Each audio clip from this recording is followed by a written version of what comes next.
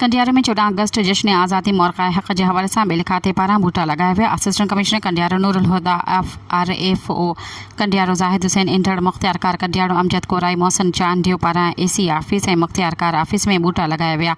इन मौके ते असिस्टेंट कमिश्नर कंडियारो नूरुल हुदा जो चवणु हो त मुल्क सरसब्ज़ करण लाइ वध खां वध बूटा पोखिया वञनि।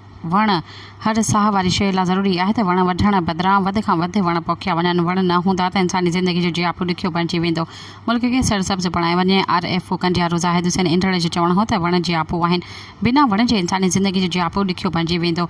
बूटा पोखण सां आबो हवा सुठी थिए थी। बूटा पोखण सां सरसब्ज़ नज़ारा पिण नज़र ईंदा आहिनि। DFO नशर फ़िरोज़ होश मोहम्मद शहर जी हिदायतुनि ते 14 अगस्त जे मौक़े ते पूरी तारीख़ में बूटा पोखिया पिया वञनि। वण गर्मी के ख़त्म करण में अहम किरदार अदा कंदा आहिनि। वण माहौल दोस्ती के पिण हथी वठराइनि था। वण ऑक्सीजन पिण मुहैया कंदा आहिनि।